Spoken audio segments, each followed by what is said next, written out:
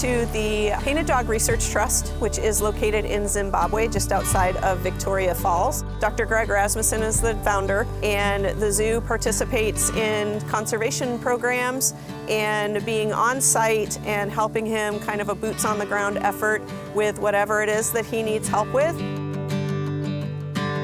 Back in the 70s and 80s, there was actually a bounty on painted dogs. The purpose of his conservation and the foundation of his conservation is data-based research. So when he found out that all of these dogs were being killed and hunted because they were being blamed for livestock takes, he started diving into the data behind that and getting information from property owners, livestock owners, being called out when they had a livestock kill, and actually gathering data on the percentage of livestock kills that were specifically related to painted dogs. He actually found that there were more deaths due to ingestion of garbage than there were the dogs. And so he was able to use that to then talk to the community. And so that's kind of where his conservation started.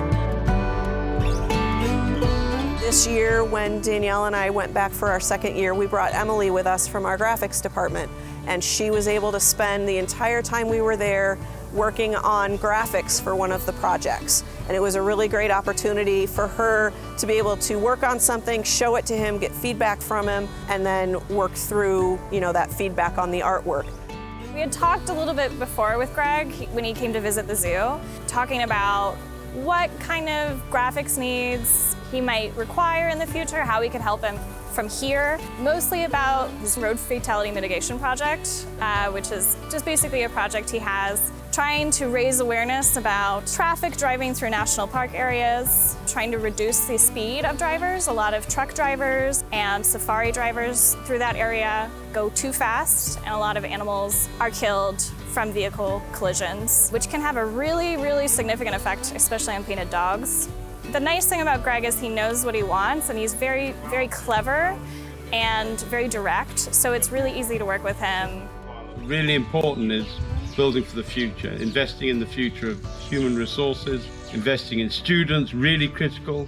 Most importantly, Zimbabwe, because ultimately who's going to look after the Zimbabwean wildlife if it's not the Zimbabweans?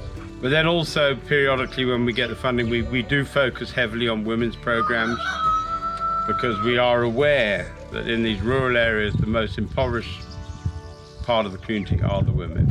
The snare wire art that we have for sale in our zoo store is brought from Zimbabwe. It is made by local artisans, so it is actual snare wire that's been collected and then repurposed for this artwork. The purpose behind it is to get the snare wire out of the bush so that it's not being used for poaching, and then to create something that has an economic value to it. 100%, every single dime of what you spend on that snare wire art in our zoo store goes directly back to Greg. As for the felted dogs, those are a female-led project, mainly younger women who are in need of more financial independence. They also make really beautiful felted dogs. They all have their own personality. They're all individual and unique. They're kind of like this direct product from these women, putting a lot of time and effort into them. And it's also a really great social gathering place for them too. They can talk with each other and meet. They basically have little felting needles, push together wool into a little ball, and then you can add ears or a snout or a tail or legs, and then you can add your color on top of that.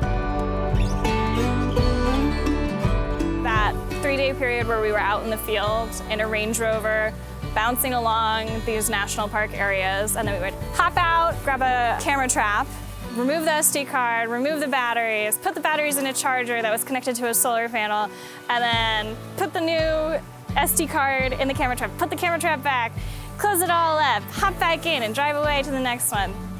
That was really, really awesome, just to be out there doing things really quickly, working as a team. It was very cool.